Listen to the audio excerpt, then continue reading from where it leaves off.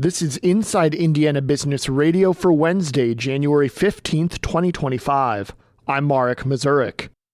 Fort Wayne-based Vera Bradley on Tuesday announced plans for what it's calling a strategic, cost-effective initiative aimed at reducing annual costs by about $20 million. However, specific details on the plan remain scarce. CEO Jackie Ardrey said the effort will, quote, drive a significant reduction of outside vendor contracts and spending, end quote. The announcement comes on the heels of a call by Fund One Investments LLC, Vera Bradley's largest shareholder, for the company to consider strategic alternatives to bring the retail brand back to profitability. But precisely how the company plans to reduce its costs was not immediately made clear. Vera Bradley declined to provide additional details of its plan to Inside Indiana Business.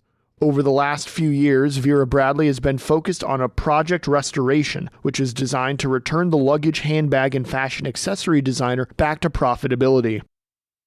Purdue's new multi-use building planned for the northwest corner of Michigan and West Streets in downtown Indianapolis is expected to rise 15 stories and open in 2027.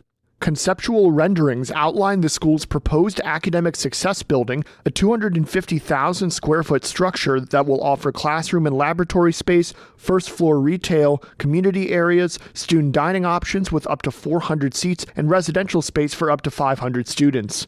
The $187 million project will be the first structure built by the university in Indianapolis since it split from Indiana University last summer. Purdue is still shoring up which academic programs will be housed in the building, but planners expect the structure to offer a variety of makers spaces, allowing students to build and work on projects. Purdue last fall began offering a degree focused on integrated business and engineering and another focused on actuarial sciences. The first look at the plans comes just a day after the Indianapolis Business Journal first reported that Purdue had acquired the former American College of Sports Medicine property at 401 West Michigan Street for $6.5 million. That purchase is one of several real estate moves the university has made downtown, stemming from the dissolution of IUPUI.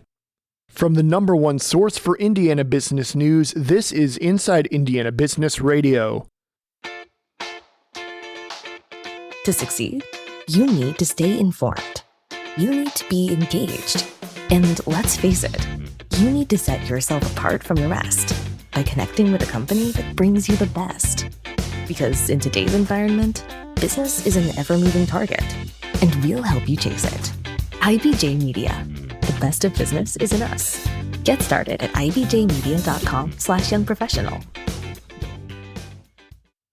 Davies Community Hospital is adding to its local portfolio with its planned acquisition of Montgomery Medical Associates. Financial terms of the deal were not disclosed, but the hospital said the clinic will be renamed the Davies Community Hospital Montgomery Medical Clinic.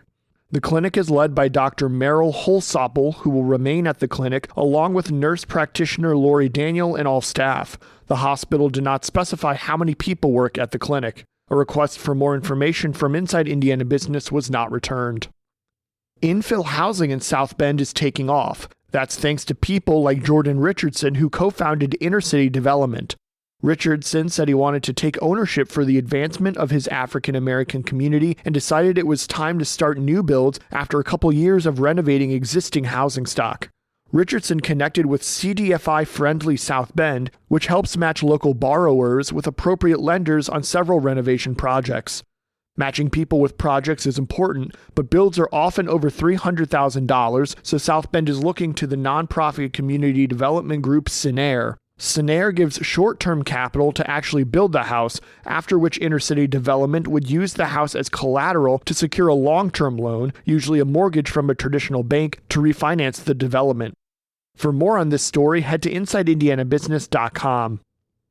A series of Indiana food retailers are getting new resources to better showcase their products on a national scale.